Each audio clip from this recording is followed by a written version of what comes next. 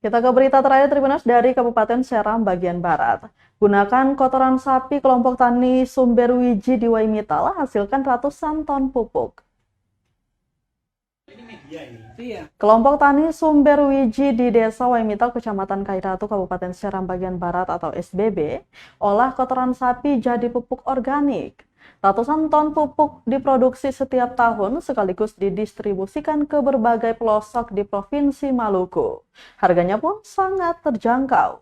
Selain kotoran sapi, serat kayu atau limbah somel, sisa pengolahan kayu putih, kulit durian, dan beberapa jenis lainnya.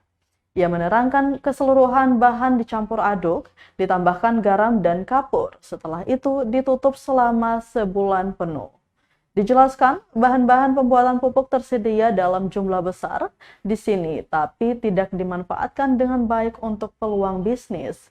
Akhirnya kelompok tani Sumberwiji merintis usaha itu guna menopang keberhasilan pangan di Sakamese Nusa dan Maluku secara umum.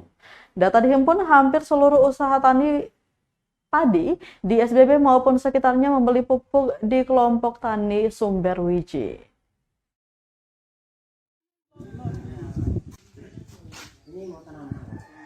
Industri pengolahan itu kita kumpulkan di satu tempat, misalnya di belakang itu.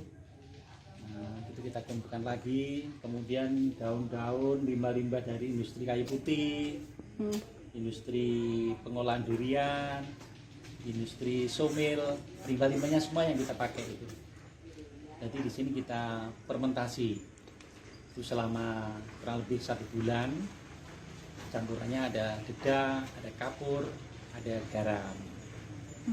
Oke Pak, sebelum menjadi pupuk itu kira-kira bahan-bahan yang dibutuhkan untuk diramu menjadi satu, itu apa saja Pak? Yang paling pertama adalah kotoran sapi. Itu yang utama itu, kotoran sapi. Kemudian serbuk somil, kayu gergaji. Kemudian ada limbah kayu putih, itu bahan itu. Kemudian ada limbah pabrik durian, itu baik kulitnya, bijinya, semuanya saya pakai. Kemudian untuk sapi, kotoran, urin, limbah pakan, semua kita. Terima kasih sudah nonton. Jangan lupa like, subscribe, dan share ya.